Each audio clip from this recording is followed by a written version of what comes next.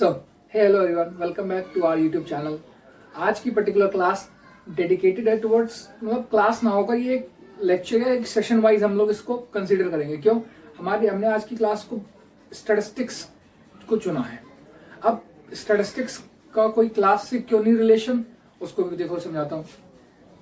अगर मैं ये पर्टिकुलर डेडिकेट कर दूं, जैसे कि नहीं भाई हम ये 11th के लिए बना रहे हैं, यहाँ की जैसे जो थ्योरी है, कुछ बेसिक पार्ट इसका, वो आपको बीकॉम ग्रेजुएशन में आपकी हेल्प करता है। सी फाउंडेशन की थ्योरी भी हमने सी में एज्यूम करी है। मतलब जो इसका प्रिपरेशन हमने कंटेंट प्रिपेयर किया है, वो in regarding all those classes को रिगार्ड में रखते हुए किया है। Like 9th 10th 11th C foundation में कंफर्म वाला है, CS फाउंडेशन में भी आता है, एंड ग्रेजुएशन का आपका जो बेसिक पार्ट था वो हमने इसमें कवर करने की कोशिश की है। हमने इससे पहले एक वीडियो दी थी थ्योरी की, फुल थ्योरी कवर की थी, उसको कवर किया, लेकिन उसमें कुछ लैप्सेस रह गए, तो उसको कवर अप करने के लिए जो वहां से लैप्सेस छूट गए थे हम लोगों से, उसको भी कवरिंग देने के लिए हमने इस वीडियो को प्लान किया। देखो यहाँ पर हम फ्रॉम बिगिनिंग फिर से स्टार्ट करेंगे। होपफुली वो वीडियो पता नहीं है भी या नहीं है, अनअवेलेबल भी हो सकता है, तो हम फिर से पूरी स्टैटिस्टिक्स एक बार रिकवर करने वाले हैं। देखो इस बार हम स्टेजेस पर वर्कआउट करेंगे, एक वीडियो ना करके, जबकि हम उसकी सेपरेट वीडियोस 3 से 4 थ्योरी की प्लान कर रहे हैं।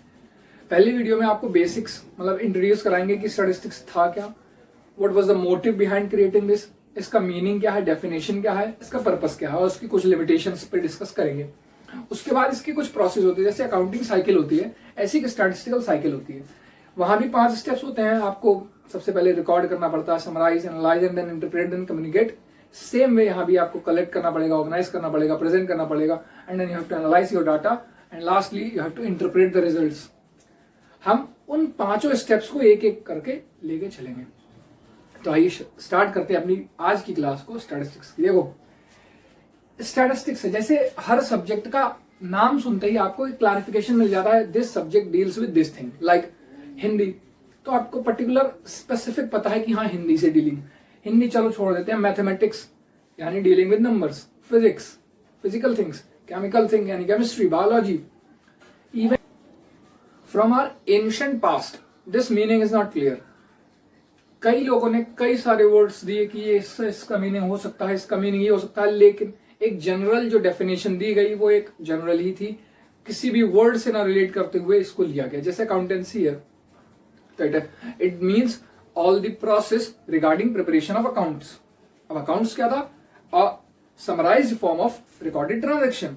तो यहाँ पर स्टैटिस्टिक्स का उतना क्लियर मीनिंग नहीं था, लेकिन हाँ कई लोगों ने कई वर्ड्स में इसको स्पेसिफाई किया। जैसे देख लेते हैं, देखो there has been a question, हर बार एक क्वेश्चन वर्ड लग जाता था कि what does that statistics means. कई लोगों ने डिफाइन किया, कई नहीं भी कर पाए। First was the it is from Latin word status. इसको पहले कहा गया कि एक लैटिन वर्ड है, स्टेटस से डिराइव किया गया स्टैटिस्टिक्स। बात उसकी भी नहीं बनी। एक नए आए, उन्होंने कहा नहीं भाई आप गलत कह रहे हैं, it is derived from Italian word from it statista. अब एक ने कह दिया भाई नहीं ये स्टेटस था, सामने वाला है ना this is from Italian word statista. दोनों भी नहीं जस्टिफाई कर पाए। एक और आ गए साहब, बोले जर्मन वर्ड है स्टैटिस्टिक। अब और नया बवाल, बोले लैटिन वर्ड सुन लिया था स्टेटस, इटालियन भी चलो देख लिया स्टैटिस्टा, अब एक और आती है जर्मन वर्ड से ले लिया स्टैटिस्टिक। तो ऐसे करके कंफ्यूजन एक क्रिएटेड रहा। तो हम स्टैटिस्टिक्स पर्टिकुलर वर्ड को ना लेकर हम अपनी डेफिनेशंस पर वर्कआउट करने लगे। क्यों? क्योंकि बहुत लास्ट में एक और आया फ्रेंच वर्ड, बोले दिस इज फ्रॉम स्टैटिस्टिक। तो हमारे पास 4 वर्ड हो गए, Latin status, Italian statista, German statistic, and last we had French statistic. ऐसे करके 4 वर्ड, कोई भी जस्टिफाइड नहीं था कि ये किस वर्ड से डिराइव्ड है। तो इसको इंग्लिश का ही वर्ड रहने दिया, बोले भाई आप स्टैटिस्टिक्स ही रहो, हम ठीक है। सो अब ये किस टाइम से शुरू हुई थी? तो this is basically based on census and samples. अब सेंसस क्या थे? जो भी पॉपुलेशन होता है, जब वहां से कोई भी क्वांटिटेटिव इंफॉर्मेशन आप रिसीव कर लो, that is census method. And sampling method, आप किसी सैंपल से कोई क्वांटिटेटिव इंफॉर्मेशन रिसीव करो। तो इसकी हिस्ट्री बहुत पहले किया है, फ्रॉम द फेरो टाइम्स। कैसे? Because the very first census was done by pharaohs during 300 BC to 2000 BC। यानी कि स्टैटिस्टिक्स की जो इवोल्यूशन है दैट इज फ्रॉम 300 BC। मतलब इतना हम कंक्लूड कर सकते हैं कि ये 300 BC से इसकी स्टार्टिंग या इवोल्यूशन हुई थी। तो होपफुली मीनिंग क्लियर है ही नहीं तो होगा भी नहीं कि स्टैटिस्टिक्स वर्ड डिराइव्ड कहां से हुआ है। अगर किसी को पता है नया तो प्लीज कमेंट इट डाउन, हम भी जान लेंगे। ठीक, I hope introduction part clear होगा कि हम कैसे स्टैटिस्टिक्स तक पहुंचे। और उसका फर्स्ट क्या था? 300 BC से 2000 BC में ड्यूरिंग फेरोज टाइम। अब हम अपना कंसेप्ट पार्ट स्टार्ट करते हैं। देखो ये बेसिक पार्ट था, बहुत मतलब जानकारी नहीं भी रखते हैं तो, लेकिन हाँ किसी कॉम्पिटिटिव एग्जाम में आप बैठते हैं तो वहां पूछ लिया जाता है कि is it from Latin word, German word, French word, Italian word. तो यहाँ कोई स्पेसिफिकेशन नहीं है। आप अगर option none of the above भी आता है तो आप क्लिक कर सकते हैं, बिकॉज वहां पर कोई स्पेसिफाइड नहीं था कि हाँ यही वर्ड इस पर यूज होगा। अब हम इसकी डेफिनेशंस पर वर्कआउट करते हैं जो हमारे लिए इंपॉर्टेंट है from the chapter point of view. So let's we are with the definition part now. अब डेफिनेशन क्या थी? देखो दो पार्ट में डेफिनेशन भी कैटेगराइज की गई। जैसे स्टैटिस्टिक वर्ड क्लियर नहीं हुआ ऐसी इसकी डेफिनेशन भी एक सिंगल ना दे पाए। कैसे? देखो एक प्लूरल सेंस में दी गई कि जब एक से ज्यादा की बात होंगे आप प्लूरल नाउन पे, एक सिंगुलर नाउन पे दी गई। दोनों ही बहुत आसान थी। क्या? अगर प्लूरल वाली चेक करते हैं, it may be defined as qualitative data as well as quantitative data collected with the view of analysing and interpreting thereof. वहां से उसको एनालाइज करके इंटरप्रेट करने के लिए जो डाटा आप कलेक्ट करेंगे वो दैट इज स्टैटिस्टिक्स। मतलब जो भी डाटा आप कलेक्ट करेंगे, अब आइदर क्वालिटेटिव, ये कौन सी डाटा होती है? The qualitative data is that data which just represents the quality. जैसे वहां पर कोई क्वांटिटी स्पेसिफाइड ना हो। फॉर एग्जाम्पल बहुत सारे बच्चे ओवर वेटेड होते हैं, बहुत सारे बच्चे ओवर वेटेड हैं, ऐसे करके एक क्वांटिटी में ना स्पेसिफाई करके क्वालिटी वाइज आपको कोई इंफॉर्मेशन रिसीविंग हो। नो स्पेसिफिक क्वांटिटी, आपको कोई स्पेसिफिक क्वांटिटी नहीं पता, कितने बच्चे नहीं, बहुत बच्चे ओवर वेटेड हैं, कितने हमें नहीं पता, कैसा वो भी नहीं पता, दैट इज क्वालिटेटिव डाटा। यानी कि डाटा कोई सा भी हो प्लूरल सेंस में, आप उसको टेक करेंगे या एज्यूम करेंगे, बट टिल देन क्या करने के लिए? एनालाइज एंड इंटरप्रेट करने के लिए। एक और है क्वांटिटेटिव। 10 बच्चे ओवरवेटेड हैं, स्पेसिफाई कर दिया 10 बच्चे ओवरवेटेड हैं, बात खत्म। तो जहां पर क्वांटिटी आपको स्पेसिफाइड है, क्लियर है। अब डाटा हम दोनों यूज कर रहे हैं, किस काम के लिए? With the view. मेन आपका पर्पस क्या था? एनालाइज करेंगे, उसके बाद उसको इंटरप्रेट कर देंगे देर वहां से। ठीक, तो आई होप प्लूरल सेंस की डेफिनेशन क्लियर होगी।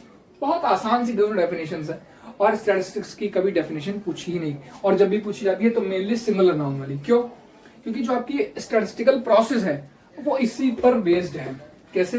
देखिए, it is the scientific method. यानी एक मार्क का क्वेश्चन बन भी सकता है कि व्हाट इज स्टैटिस्टिक्स, मतलब ये किस मेथड पर बेस्ड है? तो it is scientific method.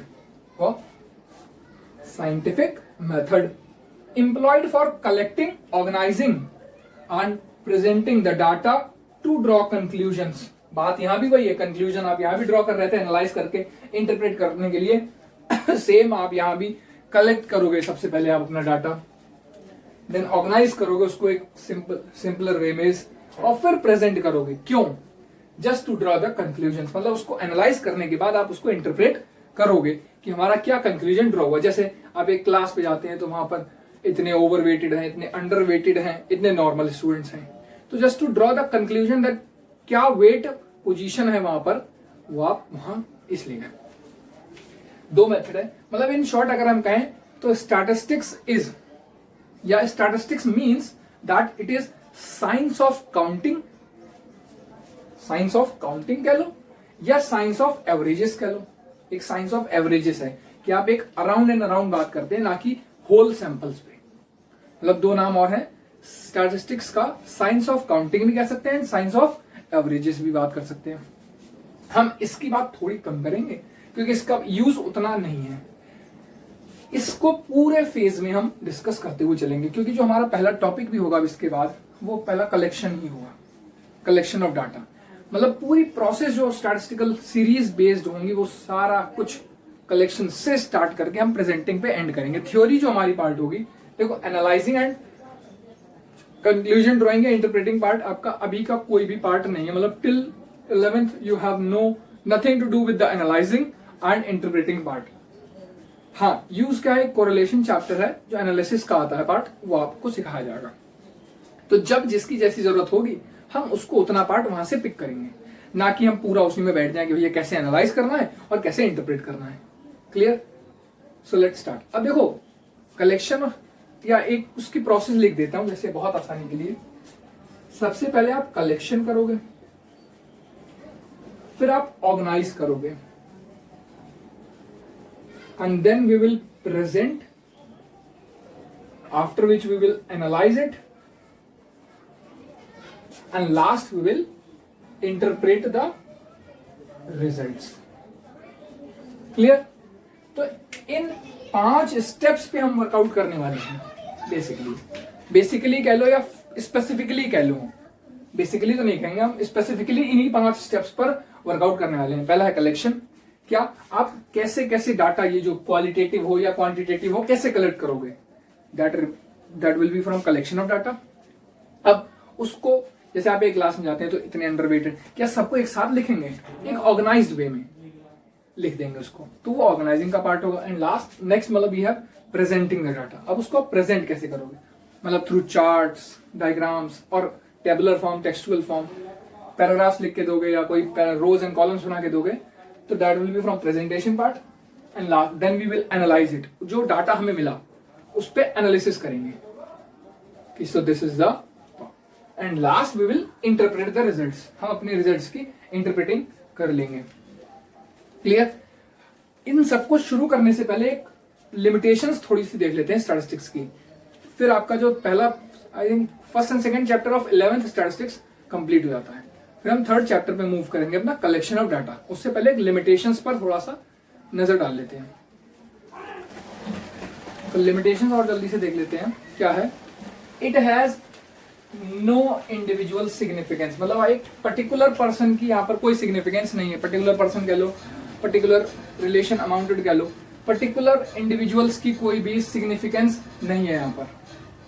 No individual significance is here.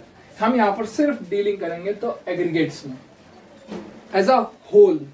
जैसे मैक्रो इकोनॉमिक्स आपने एक पार्ट सुना होगा, तो it deals with the economic issues related to whole universe. In the same way हम जब भी स्टैटिस्टिक्स की बात करेंगे तो हम एज अ होल डिस्कस करेंगे, ना कि किसी इंडिविजुअल पर्सन पर डिस्कस करेंगे। I hope first point clear होगा। It has no individual significance, deals with aggregate of facts, ठीक, only concern with quantitative data. अब इसकी जो मेजर कंसर्न है वो सिर्फ क्वांटिटेटिव डाटा पर बेस्ड है। मतलब अगर आप क्वालिटेटिव डाटा लिए बैठे हो तो बैठे रह जाओ, कोई फर्क हमें नहीं पड़ने वाला। क्यों? हमारा जो मेजर पार्ट है वो हम क्वांटिटेटिव डाटा पर, हाँ इतनी आपकी मदद कर सकते हैं कि आपका क्वालिटेटिव डाटा उठाकर कन्वर्ट किया जाएगा क्वांटिटेटिव डाटा में। मतलब एट द एंड हमें चाहिए तो क्वांटिटेटिव डाटा ही, जहां पर क्वांटिटी स्पेसिफिकली गिवन हो। Next, predictions possible under fixed condition. जो प्रेडिक्शंस भी हम करते हैं वो भी पॉसिबल है अंडर फिक्स्ड कंडीशन तक, एक पर्टिकुलर कहीं ना कहीं तक स्पेसिफाइड रहेंगे फिक्स्ड कंडीशंस तक। अगर कंडीशन बदली, if conditions changed, the predictions given may be wrong. अब जैसे हम एक क्लास में जाते हैं और वहां स्टूडेंट्स की बात की कि कितने ये अंडरवेटेड है, नॉर्मल है, कितने ओवरवेटेड है। अगर स्टूडेंट चेंज कर दिए जाए, क्लास सेम रखी जाए, conditions are changed but the circumstances are same, तो जो प्रेडिक्शन है आपकी that may go wrong.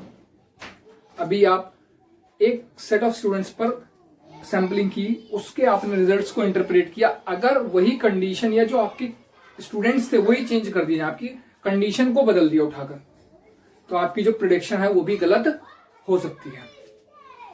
3 basic.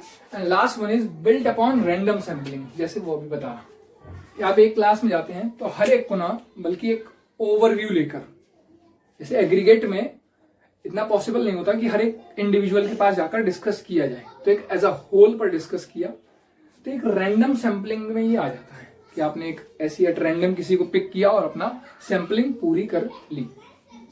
देखो, हमने अभी तक जो बात की थी वो स्टैटिस्टिक्स की थ्योरी पर बात की थी कि वहां पर उसका ओरिजिन क्या था, कब उसका पहला सेंसस हुआ था। याद रखिएगा, एक क्वेश्चन है, when was the first census made, तो it was made during Pharaoh's time, PHARAOH, Pharaoh's time, during 300 BC to 2000 BC। Clear? उसके बाद हमने कुछ लिमिटेशंस डिस्कस की थी, आई होप उतना आपको क्लियर हो। अब हम अपनी जो स्टेजेस ऑफ स्टैटिस्टिक्स कही थी, या प्रोसेस कह लो आप, एक प्रोसेस ऑफ स्टैटिस्टिक्स, उस पर मूव ऑन कर रहे हैं।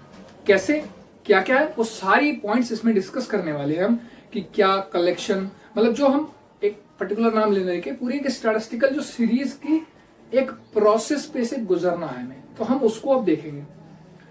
कोशिश ये करेंगे कि हम जल्दी से सारे की पॉइंट्स को ग्रैब करें, तो थोड़ा सा स्पीड अगर तेज हो तो कमेंट कर दीजिएगा, हम उसको और मतलब बता देंगे, अच्छे से स्पेसिफाई कर देंगे। कुछ कंटेंट्स को स्किप भी किया जाएगा, कुछ को मतलब मोस्टली को कवर किया गया है, कुछ जो आपके लिए इररिलेवेंट है, जो जिसका कोई यूज नहीं है, वो सारे इसमें स्किप कर दिए जाएंगे। तो अगर आप बुक से लेके बैठे हैं, बहुत अच्छी बात है, आप अंडरलाइन करते रहिएगा और एक कॉपी ले लीजिएगा साथ में, नोट करते रहेगा पॉइंट्स को। तो शुरू करते हैं अपना कलेक्शन ऑफ डाटा। देखो, सबसे पहले यहाँ पे 2 वर्ड्स बहुत इंपॉर्टेंट है, कलेक्शन, एक data. What is collection and what is data?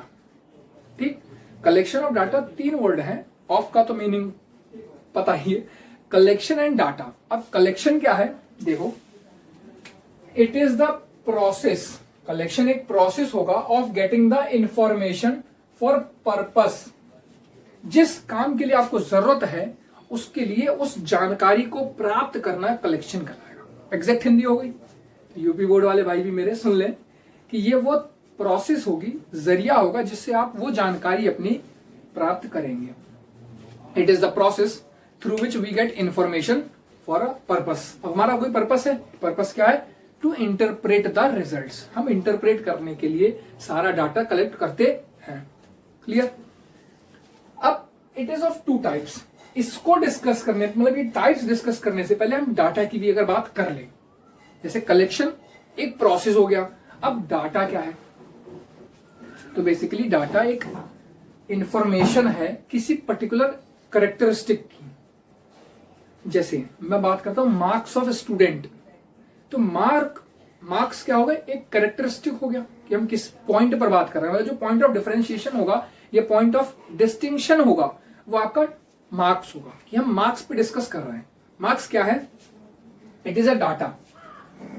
तो देखो डाटा क्या है, it is a quantitative, means यहां लिख देते हैं न्यूमेरिकल। हम जब भी किसी भी स्टैटिस्टिक्स में डाटा की बात करेंगे, बिना न्यूमेरिक्स के हम बात ही नहीं करते किसी से भी, एट रैंडम किसी भी पॉइंट पर। क्लियर? तो स्टैटिस्टिक्स मींस क्वांटिफिकेशन और numerical value, numerical information about some characteristic. अब कैरेक्टरिस्टिक्स में वेरी, जैसे यहां पर फॉर एग्जांपल देख लो, मार्क्स लिख लेते हैं हम लोग, वेट, हाइट, ये 3 मैंने स्पेसिफिक जनरल। अब बहुत सारी सैलरी है, इनकम है, या आप किसी लोकेलिटी में जाते हैं तो कितने पर्सन वहां एजुकेटेड है, कितने अनएम्प्लॉयड है, कितने इलिटरेट है, सारा कुछ जो आप एक कैरेक्टरिस्टिक या जिस बेसिस पर आप अपना डाटा कलेक्ट कर रहे हो या जिस बेसिस पर ये प्रोसेस शुरू की है वो कैरेक्टरिस्टिक कहलाएगा। क्लियर? तो डाटा अ क्वांटिटेटिव इंफॉर्मेशन, और इन शॉर्ट न्यूमेरिकल इंफॉर्मेशन। बात खत्म। न्यूमेरिकल्स क्या, नंबरों में कोई जानकारी आपको मिली हो वो डाटा कहलाएगी। Data clear? इसके 2 टाइप हैं, डाटा के 2 टाइप हैं। क्या? एक primary data and other is secondary data. Primary data when collected for first time by the investigator. इस वर्ड पर बहुत फोकस रखिएगा, इन्वेस्टिगेटर। इन्वेस्टिगेटर कौन? जो डाटा कलेक्ट करने गया है, मतलब वह पर्सन जो इस प्रोसेस को पूरा करने गया है। Clear? When collected for first time by the investigator, वह जानकारी पहली ही बार किसी से ली गई हो, that is primary data. Data collected for the very first time will be primary data. Clear? अब फॉर एग्जाम्पल आपको वेट ऑफ 10 स्टूडेंट्स कैलकुलेट करना था या पता करना था। Weight of 10 students of 11th class मान लेते हैं, एज्यूम करते हैं कि we wanted information, we wanted data of 10 students of weight of their weights. ठीक, हम क्लास में खुद गए, एक एक करके 10 को बुलाया और वेट ले आए। तो इसका मतलब क्या? जब हम खुद या जो इन्वेस्टिगेटर है वो खुद जाएगा और इंफॉर्मेशन कलेक्ट करके लाएगा, मतलब investigator goes to the point of source of information, जहां से उसका सोर्स है इंफॉर्मेशन का या ओरिजिन ऑफ सोर्स है, वहां से आप डाटा खुद कलेक्ट करके, या the investigator goes by himself to collect the data, that will be primary data. Clear? अब कुछ डाटा इररिलेवेंट भी हो जाती है, जैसे मान लो आप 20 बच्चों के लिए आए, हमें 10 की जरूरत थी, आप उसको फेंकेंगे नहीं, सेफ गार्ड करके रख लेंगे कि आप फ्यूचर यूज के लिए। तो जो वो फ्यूचर यूज वाला है वो सेकेंडरी डाटा के अंदर आ जाता है। कैसे? देखो, डाटा बीइंग ऑलरेडी कलेक्टेड, एक बार पहले कलेक्ट कर चुके हैं, जैसे आप एक बार में 20 बच्चों के लिए आए, अब बार बार थोड़े जाएंगे कलेक्ट करने, एंड यूज्ड अगेन, उसको आप दोबारा यूज कर लेते हैं। बेसिकली आप इसको कह सकते हैं, इसका एक प्लस स्टेप है, आप प्राइमरी डाटा का दोबारा यूज जब करते हैं तो वो सेकेंडरी डाटा कहलाता है, मतलब इसका मेन सोर्स जो होगा पहले से कलेक्टेड होगा। क्लियर? तो दो वर्ड्स में डिस्टिंक्शन क्लियर है, primary data and secondary data. अब इसमें कुछ मेथोडोलॉजीज हैं, कैसे दोनों डाटा कलेक्ट किए जाते हैं, प्राइमरी डाटा का सोर्स क्या है और सेकेंडरी डाटा का सोर्स क्या है, एक एक करके सारे डिस्कस करते हैं। उससे पहले कुछ बहुत बेसिक पॉइंट्स हैं, उनको डिस्कस करना बहुत जरूरी। क्यों? जो ऑर्गेनाइजेशन चैप्टर आपका आने वाला है, ऑर्गेनाइजेशन प्रोसेस जो है, उस पर ये सारे जो मीनिंग्स है वो आपके यूज आने वाले हैं। एक एक करके सारे देख लेते हैं, बहुत ध्यान से देखिएगा और लिख लीजिएगा साथ में, क्योंकि बुक में बहुत कॉम्प्लिकेटेड तरीके से दिया है। मैं 3 बुक स्टडी की, तीनों में बहुत टिपिकल दिया है, तो हमने उसको समरी निकाल के आपके लिए की पॉइंट्स बना दिया, आप उसको साथ में लिख लीजिएगा। ठीक, सो लेट्स सुनाओ। देखो, हमने मेथड बताए, लेकिन मेथड शुरू करने से पहले, जैसे ना sources of primary data and secondary data, एक लास्ट टॉपिक है इस चैप्टर का, उससे पहले कुछ बहुत की पॉइंट्स हैं। बहुत की पॉइंट्स मतलब इन द सेंस क्या कह रहा हूँ कि आपको यहाँ पर ये सारी जानकारी होनी चाहिए कि ये क्या कहलाएंगे, क्योंकि आगे आने वाले चैप्टर्स में बार बार उन पॉइंट्स को डिस्कस नहीं किया जाएगा। क्यों?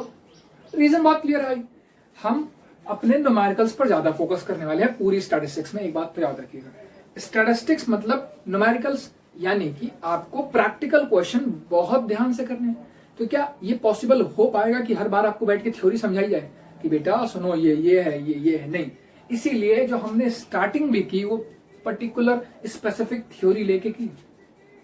सेम पॉइंट वही आप मन में बना लीजिए कि हमें theory at that time only complete करनी है, बाद के लिए रोना नहीं रखना कि भैया क्वांटिटेटिव इन्फॉर्मेशन मतलब ही नहीं पता, बताएं क्या। तो आप उसको उसी टाइम क्लियर करते हुए चलिएगा कि क्या किसका मतलब है। देखो, a quantitative information is known as a variable. 1 mark का क्वेश्चन। अच्छा, अब ये 1 मार्क का बॉल क्यों पाल रखा है हमने? पेपर पैटर्न चेंज हो चुका है करंट ईयर से, पहला पेपर दे भी चुके हैं, जो चेंज पैटर्न पे आया वो लोगों ने दे भी दिया। पेपर हालांकि इजी था इस साल का, लेकिन एक अजम्पशन ये है कि अब आने वाले ईयर्स में पेपर का एक मॉडरेट लेवल होगा। ये इजी लेवल था, लेवल अप किया जाएगा। तो जब लेवल अप किया जाएगा तो जो एमसीक्यू थे वो कुछ फिल इन द ब्लैंक्स के नाम से आ सकते हैं, या आपसे गिव वन वर्ड या रीजंस के भी तौर पे पूछा, तो आपको उस थ्योरी पर भी अब फोकस करना पड़ेगा जो पहले स्किप करवा देते थे। पहले 4 क्वेश्चन आते थे, फर्स्ट सेकंड थर्ड फोर्थ, करा तो भी ठीक, नहीं करा तो और भी ठीक, but now you have 10 marks और एक गिवन फॉर्मेट में कि भाई एमसीक्यू आने ही है। हाँ, कुछ माइंडेड हो तो उसमें आपको फिल इन द ब्लैंक्स दे दिए, 1 वर्ड आंसर दे दिए, या क्वेश्चन आंसर पूछ लिया एक। टेंशन नहीं, ये जो 2 या 3 वीडियोस आपको मिलेंगी, इसी में पूरे आपके वो 10 मार्क्स कवर करा रही है, मतलब, और वो भी ना के बहुत टाइम ना लेते हुए, मतलब आपका बहुत शॉर्ट में पूरी थ्योरी कवर करा देंगे और उस पॉइंट को बहुत हाईलाइट कर देंगे जो आपके लिए इंपॉर्टेंट। जैसे यहाँ पर ये अब एक क्वेश्चन कहती है व्हाट इज वेरिएबल, उसकी डेफिनेशन आगे बताएंगे व्हाट इज वेरिएबल, लेकिन कह दिया व्हाट इज क्वांटिटेटिव इंफॉर्मेशन, तो इट इज अ वेरिएबल। क्या याद रखिएगा, अ quantitative information is a variable, मतलब इसका एक सेकेंडरी नेम भी है वेरिएबल।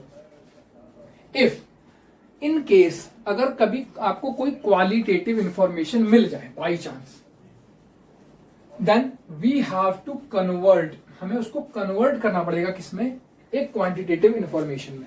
क्लियर, मतलब आप बाई चांस आप कोई डाटा कलेक्ट करने जाते हैं, वहां आपको एक न्यूमेरिकल फिगर ना मिलके बहुत सारी क्वालिटीज मिल जाए वहां से, भाई डाटा कलेक्ट तो करना ही है, आप वो ही ले आए साथ में और आपने उसको कन्वर्ट करा लिया क्वांटिटेटिव इंफॉर्मेशन में।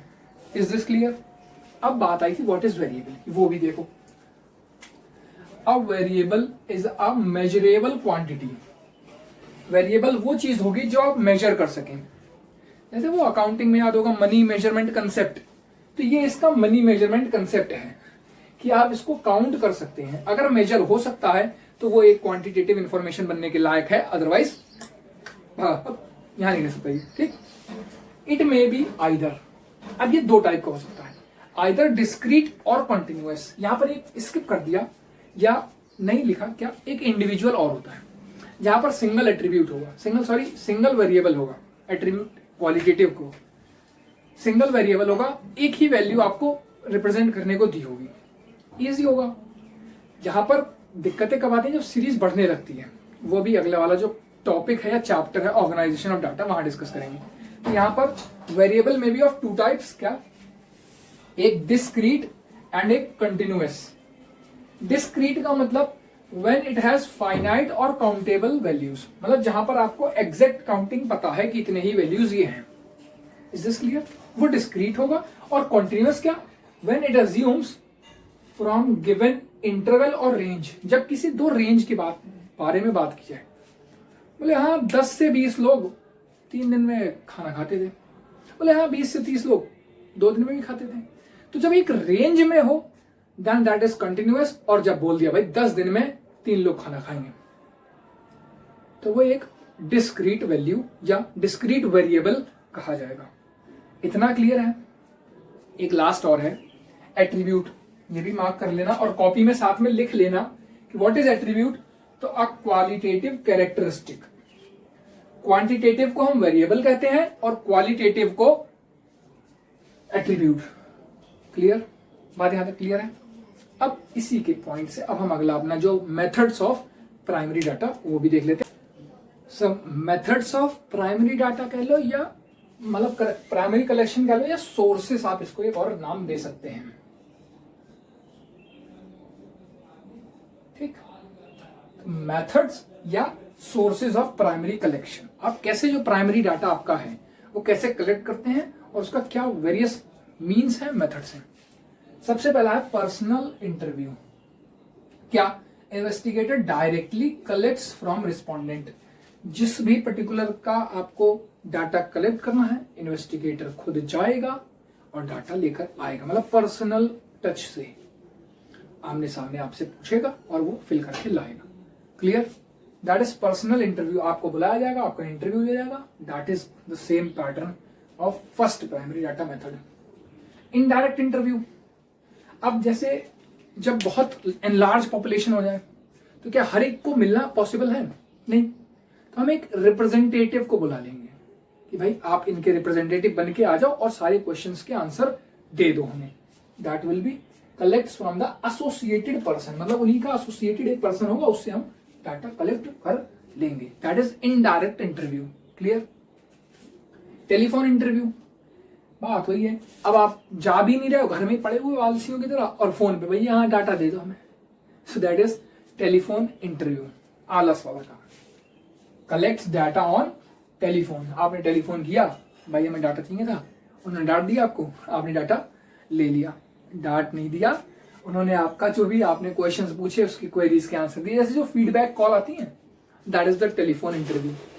आप टेलीफोन पर ही अपना इंटरव्यू दे देते हैं। एक नेक्स्ट ऑब्जर्वेशन, ये कुछ हद तक वो पहले वाले मेथड से मिलता है। ऑब्जर्वेशन, आप खुद उस सोर्स पर जाएंगे, ऑब्जर्व करेंगे and then you have to collect the data. ये मेनली एक्सीडेंट्स में होता है, तो कहीं एक्सीडेंट वगैरह हो जाते हैं ना, तो वहां पे ऑब्जर्वेशन मेथड अप्लाई किया जाता है।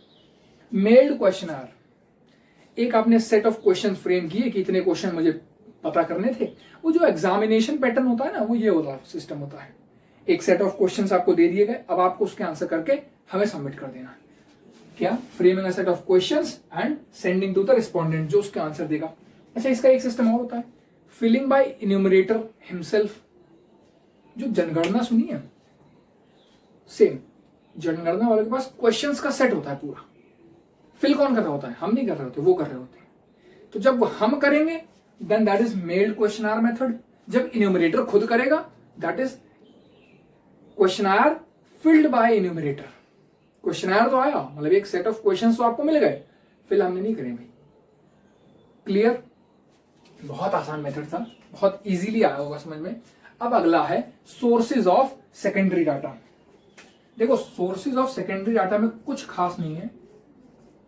अब कोई भी आपको सेकेंड पर्सन से चीज मिली हुई सेकेंडरी डाटा इंक्लूड करती है, तो आप वो सारे सोर्सेस मान लो। एक पहला बहुत बड़ा सोर्स गवर्नमेंट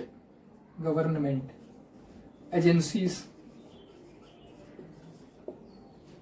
आप किसी गवर्नमेंट एजेंसी पे चले गए और आप वहां से डाटा ले आए। क्लियर?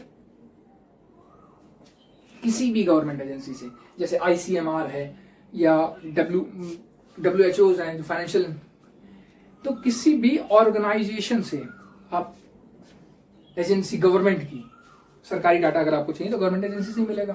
तो पहला था गवर्नमेंट, ISI है, ISIS नहीं, ISI जो हॉलमार्क्स वाले होते हैं, ऐसे करके, और बहुत सारी हैं, FSSI है, ये सारी गवर्नमेंट एजेंसीज हैं। प्राइवेट इंस्टीट्यूशन से आप ले सकते हैं, जो लिंक्डइन वगैरह है, ये सब प्राइवेट इंस्टीट्यूशन हैं, ये आपके डाटा कलेक्ट करके रख लेते हैं। That is private institution. मतलब ऐसा कोई भी सोर्स जहां पर पहले से डाटा कलेक्ट है एट लार्ज और आप वहां से जाके डाटा रिसीव करके ले आते हो, that is the source of secondary data. इतना डिटेल डिस्कस नहीं कर रहे हैं इसको, क्योंकि इसमें इतना सच में इतनी इंपॉर्टेंस है नहीं।